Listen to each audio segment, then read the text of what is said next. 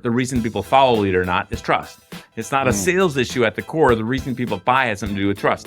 Marketing's the same thing. The only way to amplify a marketing message is increase trust in that message.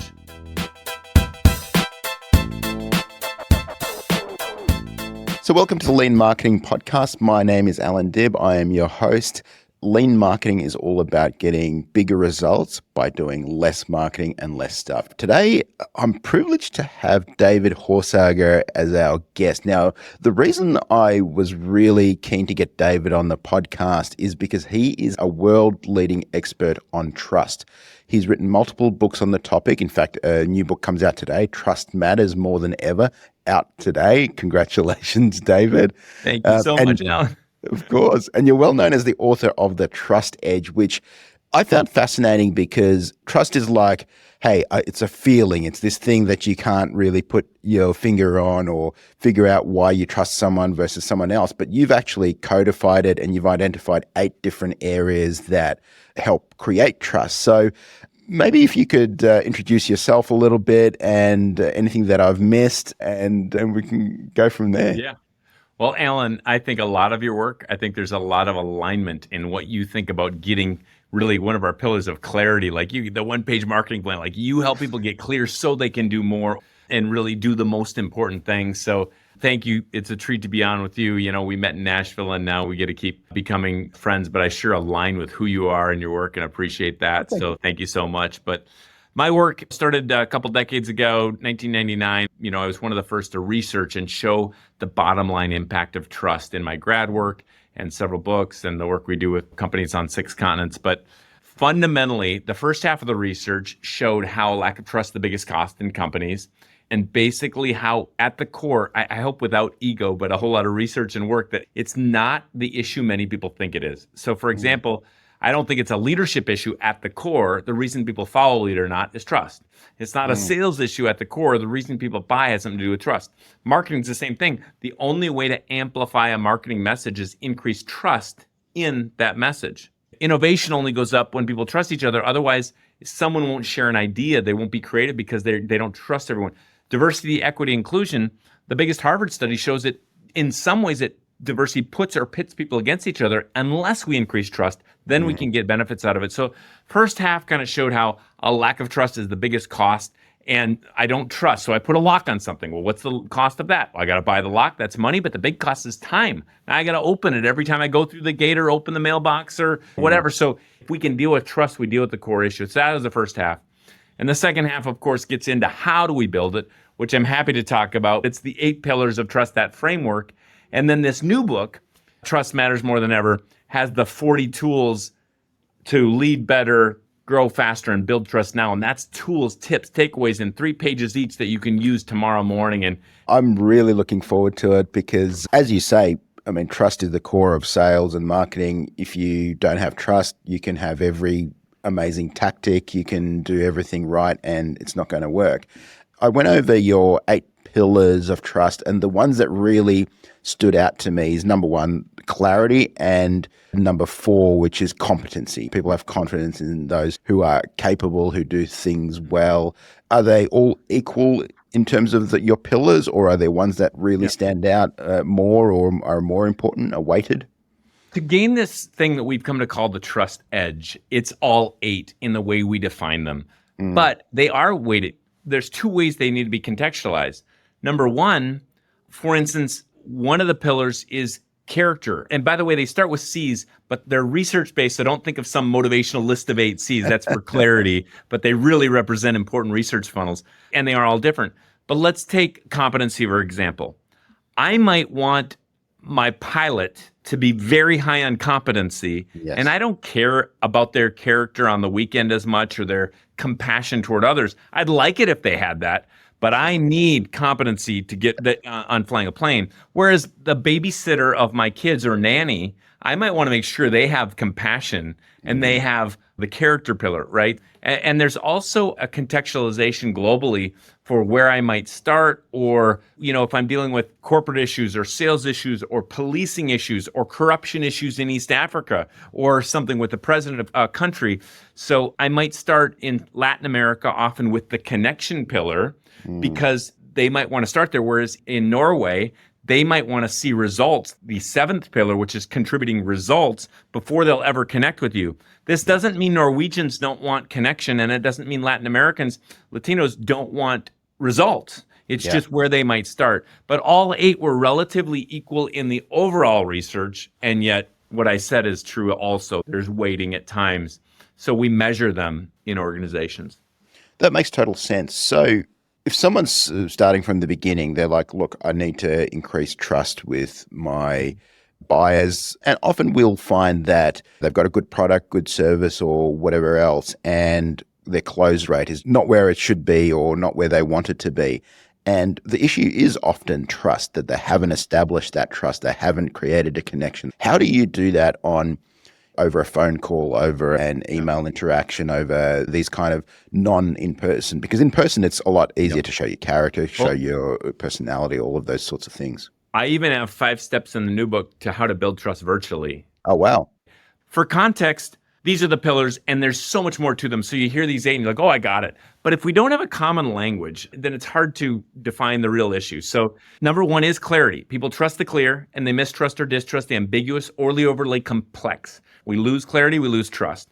Number 2 is compassion. We trust those that care beyond themselves. Even if they don't care about me, if they don't care about some mission or person beyond themselves, we don't tend to trust them. We don't want to be accountable to them. Number 3 is character. Of course, we trust those that do what's right over what's easy. But that's not everything. I might trust Allan to take my kids to the ball game because of character and compassion, but not trust him to give me a root canal because of competency, which is the one you brought out, which is trusting people to stay fresh and relevant and capable. In the sales and marketing world that you're in especially, you've got to stay fresh and relevant and capable and competent in at least 3 areas: people skills, sales and marketing skills, and the specific product or service that you are trying to sell or market. And so that's competency, that's staying fresh. And I can give some very specific tips and takeaways on how to do that. The next pillar is commitment. We trust those that stay committed in the face of adversity. This is where we find how to rebuild trust, by the way. The 10-step process for how do you rebuild it if you've had an oil spill or if you've had a moral failure. How do you rebuild trust? But it comes down to one thing, and that is you have to make and keep a new commitment. It's not the apology. Next pillar is connection, the willingness and ability to connect and collaborate with others. So if I go into an organization and see siloing, I know that's a counterforce to trust. So connection. The next pillar, 7th pillar, is contribution, and it's really contributing results. You can't just have compassion and connection. You've got to deliver results. And if I go in for surgery and let's say it's amputation, you cut off the wrong leg, we got a problem. Doesn't matter how compassionate you are, you got to deliver results. The final pillar is consistency, that's sameness. We trust sameness, and this matters to sales and marketing folks because the only way to build a reputation is consistency. The only way to build a brand is consistency. Yes. It's sameness for good or bad. So consistency matters, and that's what when we talk about your marketing messages that you give or plans or sales, you got to create consistency there, and it's a lot of what you do and we're able to do with a one-page marketing plan. So that's the 8. And the only reason I want to give those before we dig anywhere you want to go is that when we understand these 8 are the core issue, I can solve against those instead of saying things like, oh, it's leadership, it's engagement. It's never is an engagement or a net promoter score issue. It's actually a clarity issue. Or, David, isn't it ever communication? You like C words, right? It never is. It's the type. Clear communication is trusted, unclear isn't. Compassion is trusted, hateful isn't. High character is trusted, lying isn't. So if I go through these 8, now I have a common language. And in a simple form, without the tools even, let's take a marketing message that one of your mentees is wanting to give. Without all the assessments, we have 6 different assessments to assess on trust, but just in our mind, just 1 out of 10. If I take that message and I say, 1 out of 10, is it crystal clear? Oh, it's about a 7. Is it compassionate to the people we care about? Yeah, 8 out of 10. Is it connect with them? Is it show our competency in the picture? Is it consistent with our brand? Does it show the results we give? Because that markets. Okay, yep, 7 out of 10. And I can just simply run it through the 8 and get to where, oh, that's a powerful message. It's not clear, a trusted message, right? So that's a quick glimpse. You asked the question, where would I start to build trust? Yes. I would either start with where we measured it through one of the assessments or your gut like I just gave you. And if you don't know where to start, then I would start with clarity, because you can always do something about clarity and see results within 2 weeks. Most people have a clarity issue because time is going, noise is happening, and that's why your one-page marketing plan is so great, because it gives clarity. That's the number one piece of feedback I get is, hey, give me clarity. And you're 100% right. I often say a confused mind says no, right? When people feel like if they have a confused message that the person will seek more information or contact them or try and find out more. And nothing could be further from the truth. Usually just it's a shut off. It's like, I'm not going to try and figure out a confusion. And I also like consistency. I think that's so important. So often there was I'll probably butcher the phrase, but it's like, what you do speaks so loud, I can't hear what you say. Yes. Right? So, well, and by the way, you don't have to like something to trust it. Like, I might not like McDonald's, but I've had the same burger on 6 continents. totally. I trust, like, that consistency is like, but I know what I'm going to get here, right? Yes. Knowing what you're going to get, I think, is so important. And for example, maybe a year and a half ago, shopping for a web developer. So I went to their website and they're like, 9 out of 10 were horrible websites, slow, clunky, didn't work well. And I'm like, this is his website. So there's definitely a consistency problem. Instantly lost my trust. Okay, so clarity is a great place to start. I 100% agree. Consistency, absolutely. I mean, all 8, super important. So when you've got a short amount of time, like you're on a sales call for the first time with a prospect, what tools are you using to establish that trust in a short amount of time in a virtual kind of environment? Let's take clarity. The first tool that I give, whether I'm a leader sharing a message with my team or a salesperson sharing a message with a prospective buyer or a marketing person, I want my team to run any message through MRA. Okay. Is that message memorable? Is it repeatable? And is it actionable? Memorable, repeatable, actionable, MRA. So I'm taking messages. There's a story I tell in one of my books about Caribou Coffee. This might not be relevant where you are, but they went to number 2 to Starbucks in North America for a decade, and then they lost again. And part of it was they had a super clear message that helped their baristas live out what they believed. And then they grew so much that they overcomplicated things, and they pulled that, and everything, tanked. It's when we get a message, we take and narrow down and get it to clear, memorable, repeatable, actionable, that we can actually use it, apply it. In marketing, a lot of people think clever wins. I don't agree. Yes. I think clarity wins. I was being driven to an event by a CEO. I was speaking at their event, and we drove by all these stores. And one store was packed full of people. It was jam-packed. And I thought, wow, everybody knows exactly why to go to that store. And it was one word above this store front. It was big, bright, bold letters. And it was liquor. But it wasn't like clever, have fun and spirits, drink well, blah, blah. It was boom. And there's this little anecdote in this book of this lady wanted to have this fun little peaceful hair salon, so she called it Whispers on Main. Nobody knew why to go. She changed it to Best Cuts by Barb, and people got it. So MRA is one. On the sales call or the call you're talking about, the other tool I'll give is what we call the relevancy questions. 2 relevancy questions. You're always answering the relevancy questions for your client. And that is, the relevancy questions are, so what this means to you is, so it makes us think in our message. And the second one is, so what this means to you now is, right now is. So many people, they ramble along about like, but this widget does this, and this is really cool. It doesn't matter.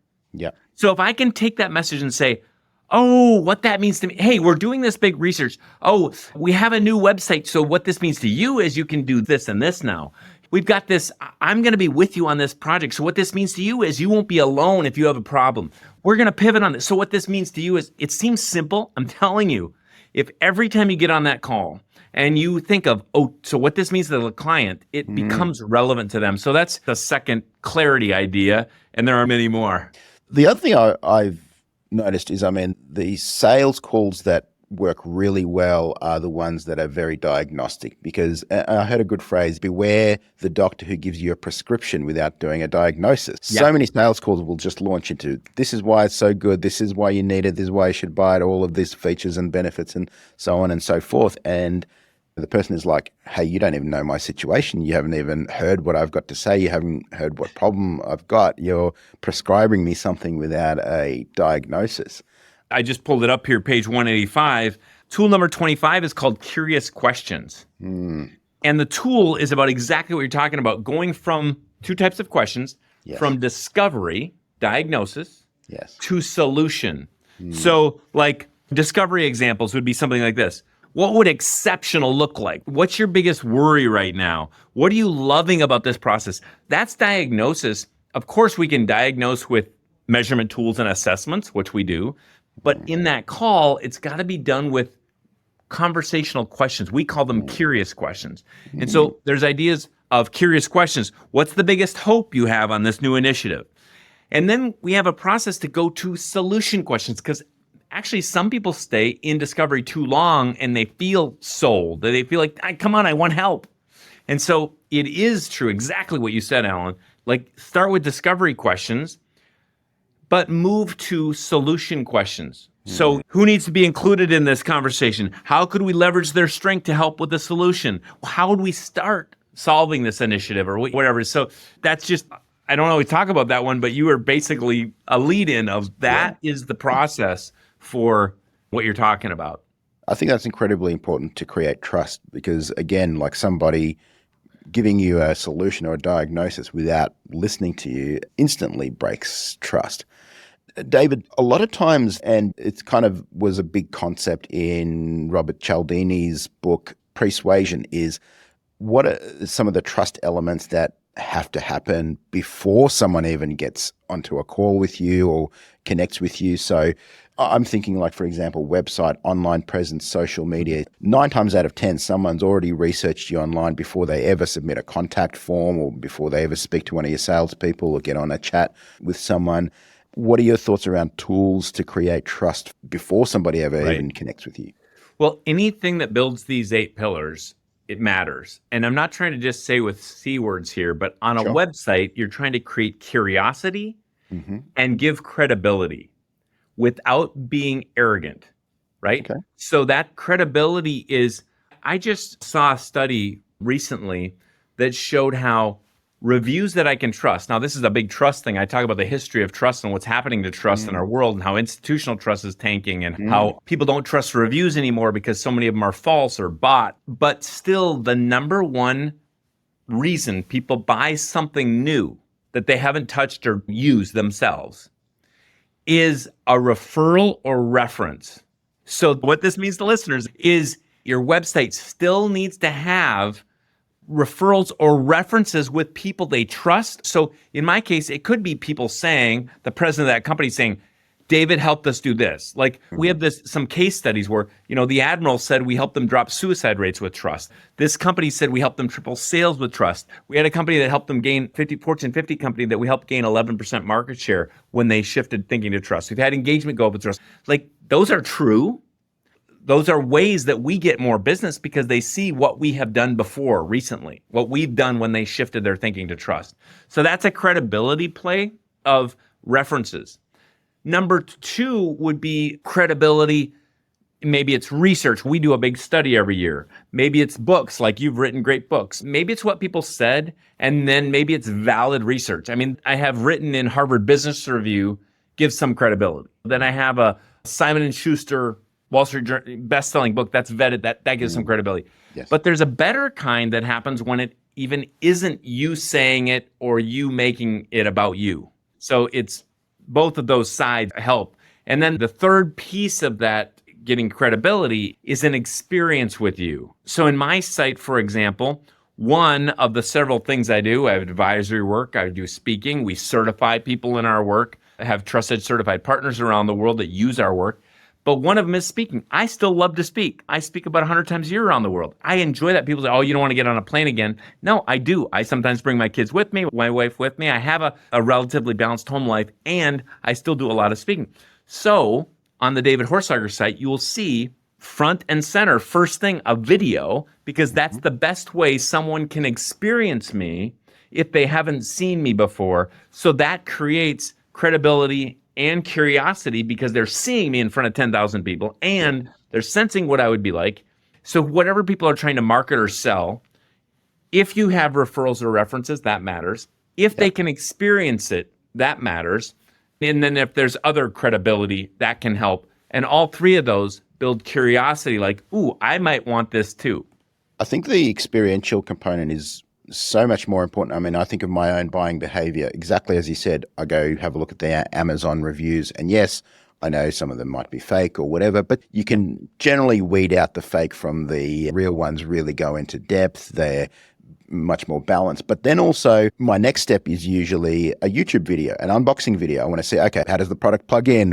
What size is it? How does it work? All of that sort of thing. And trusted reviewers that generally have a balanced opinion on things. So now for even not very huge purchases, I mean, that's an easy way to create trust where someone has that almost like that experience with a product without even buying it. So landing on someone's webpage and submitting a contact form or buying on their website or whatever is like a third or fourth step, generally speaking. Generally. So, yeah. And I think video is totally underutilized, even on my own sites, because we're changing our assessment site and we're going to explain every assessment as they go so that it's like, oh, here's why you would use this assessment. Here's where you'd use it. Here's how you'd use it. I think that today, because people are used to that, they're TikToking, video, all this stuff, they don't want to read it. And that also builds credibility because one other thing you know and we know is people like to buy from a person, not a place. Totally. And so what happens is instead of buying from measuremytrust.com or Trust Edge Leadership Institute, it's like me or one of my team saying, hey, here's how I use the trusted teams assessment. I do it here and we trust the team and then we can find gaps and we can close them and then we have more success this way. And that's explained through a video. It's much more, I feel connected to someone that's used it, not the Institute. The other thing that really hit me about your 8 pillars is like none of them are really just quick tricks that we can just sprinkle on top of a crappy product or a crappy service or whatever. You need to intrinsically be competent. You need to be committed. You need to have contribution and connection. And so, I mean, that's a double-edged sword, but I think for the most part, that's great, right? Because that kind of weeds out the people who are going to create trust in a false way versus someone who's actually going to create trust and do good as well. Well, we say it all the time, trust takes work, but it's work that's worth it. And so the problem that I joke about is many people want a quick fix. They want instant gratification. They want to look trusted without actually being worthy of it. And the problem is you can manipulate the pillars for a little while to look trusted without actually being worthy of it. But what we're actually going for at the end of the day is trustworthiness in leaders, companies, global governments. And that does take work and it takes ongoing work. That's why consistency is so much work because I can do something today, but not next week, tomorrow. That's why commitment is like, oh, but I wanted this to be done. It doesn't work that way. And it's really work. A mentor of mine, I remember, said, David, you'd make a lot more money if you just opened a PR firm that helped people look trusted instead of actually having to be trusted, because that's what a lot of people want. And of course, we went the different road, and it's actually about being it. But it's pretty amazing to see what happens, whether it's in the military or in global governments or pro sports teams or businesses or in my own life. And that might be why I'm so passionate about this, is like this work changed me as a dad and a person too. So I'm grateful for it. And yet that is the problem. It takes work. Yeah, I believe that. Often it's the case that there's a startup, they're scrappy, they do all of these kind of out-of-the-box creative ideas, and the thing that gets them to success then turns into like they water down their message. They start kind of being more the same. They stop taking kind of the risks that took them places, and they start losing that trust, especially of the people who backed them early on. Like I was on Reddit the other day, and there's a piece of software that's really well used in a particular niche, and people were saying, oh man, I hope they don't become too successful because then they'll IPO and then it'll all be about profit and they won't care about the users anymore and all of this sort of stuff. And I thought that was interesting, that success can really turn the tide on trust with your user base if you don't keep doing the things that created that trust, that created people, that attracted people to you. What have you seen in terms of that sort of thing happen with institutions, with governments, with whatever? And I mean, what's the antidote to that? Well, I mean, it's a huge true problem. So for people to actually stick to their values and stick to what they say and stay long term, there's very few people that have done it, very few companies. I think IBM is an interesting example they've reinvented like 8 different times and stayed true to their core values in many ways, imperfect as big as they are. But you even see today, I mean, Southwest Airlines was the love of everybody for 35 years, right? Mm, But now it looks like they might have this takeover. They're switching how they're doing things with seating. They're switching how they're doing other things. And I think it's going to backfire because they're doing many things against the values they said they had for all these years, right? And mm. now they're becoming like everybody else, possibly, if this whole thing goes through. And it's creating a lot of fear for a lot of people. So there's two sides here. One is being true to something which is kind of who we are, but being able to change how we serve. So IBM was an example of they're kind of true to this innovative, they're who they are, but they're totally doing different things. They're not making computers anymore. They're not doing this. They've changed how they serve people. And Yeah. so I can be true to my values. And for instance, maybe in the past we delivered all certification and training in person, and now we deliver it using technology. It's the same content, but it's a different way of serving people. But now, for instance, I think Southwest, they're going to change how they're serving people and how they're doing these things. And it might be public in a different way and different voices in it to make more money quicker. And that's going to change the culture. And I think long term, that's going to be a big mistake if they go that way. One other side note. So one of the boards that I'm on, we have 2 big parties in the US, Republican and Democrat. I'm on a board out in Washington, D.C. at the Capitol that brings together Republicans and Democrats from Congress, and I'm the only non-Congress person invited to this private location, all this stuff. And all I would say a little bit in response to your question, there's ways to do these things. And so it is work, but it made me think of this work with the Democrats and Republicans where people can think, how do they even do it? When people say, what's the biggest problem with trust? Is it the GDP? Is it the Congress? It's selfishness. Problem with trust building is selfishness. That's the biggest challenge to building trust.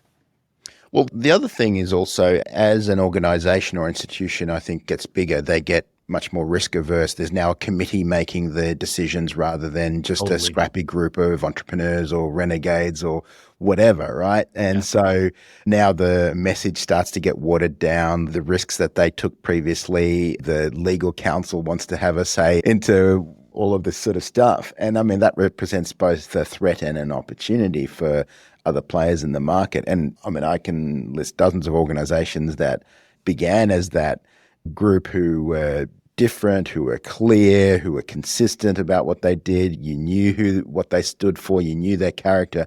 And now they just look like every other S&P 500 corporation, right? So totally. The sad thing, it's who they hire, it's how they set things, it's how they systemize things. And yet there are some examples of people that stayed who they were and grew, and at least for longer than others. what examples come to mind? Well, one example would be Apple stayed that way longer than many.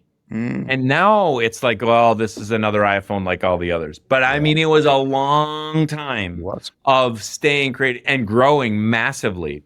And Microsoft has had jolts back to that creativity and who they were at the beginning. But they have to push against that. They have to work to not be over bigness hurt them, right? Like, systemizing everything. But there are some that have stayed creative, innovative in the way they've done things longer, at least, than others. Now we're seeing, now I can't use that example forever because obviously it's biting us right now, or the world, it seems like it's lost some luster. But I would just say this, I have seen people do little things that have made a big difference, to build trust ongoing and even to revert back to how they were, even when they lost their way, and admit it and apologize and say, hey, we're going this way again. We're going to be innovative and scrappy, and we're going to stay true to these values. Levi's Jeans was one of those, for example, in America that like kind of lost their way, became like big jean companies, said, no, this is who we are. Like American-made jean company like this, we're going to be who we were. I've always felt the culture and the character of an organization kind of flows down from either the founder or the current leader. I know it's sort of in vogue to have these core value workshops. What are your core values? And of course, everybody says honesty and hard work and customer focus and all of that sort of stuff.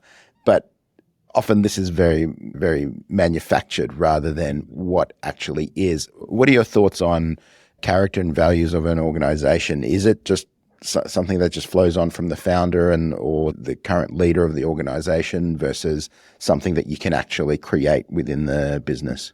I think you can create it, and they're two different things. The quick one is we have a 7-step process for how do you create character in an organization. What does character look like here? We define it and we communicate and all that. So that's one thing that can happen. We've seen it happen. We've seen it be rebuilt or refreshed or in a new way. That 7 steps is under actually the character pillar.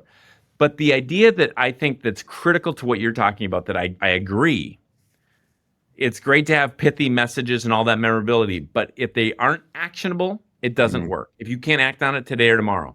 But the biggest way to form it in the way you're talking about is to make sure there's a story attached. Because stories last. Stories make it sticky. Stories, I have a whole little, one of the tools is how to tell a story because stories are trusted. I can see that.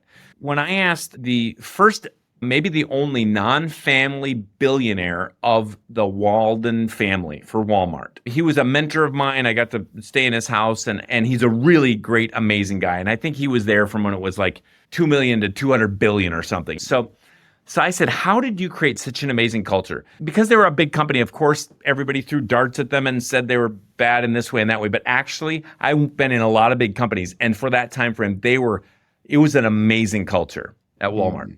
And he said, well, it comes down to one key thing. Every Walmart around the world has 7 a.m. Saturday morning meetings. That's the day we have the most people in the Walmart and in every store. So before the most people get there, the rush, as many people as we can, we get into a room. And every Walmart has the room. And they meet and they start by sharing stories of what works. So appreciative inquiry, basically. They say, what's working here? What are we doing well? Hey, Joe just did this. Hey, somebody in our Walmart had an idea to have greeters.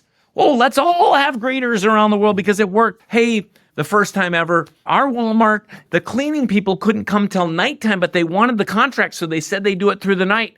They did it through the night, and then people didn't slip on the floors and it didn't get away in the traffic. Let's have everybody ask their cleaning company to clean in the night instead, whatever. So all these great things happened, and they told stories, and then when someone did something great, they told that story, and it went around to all the Walmarts. So we have stories, even in my own institute. We tell stories that align with a value. If you don't tell stories, it's not sticky, it's not actionable, I don't see it, right? So, for instance, one time we had a big client. Their headquarters are in Connecticut. That's a state on the East Coast.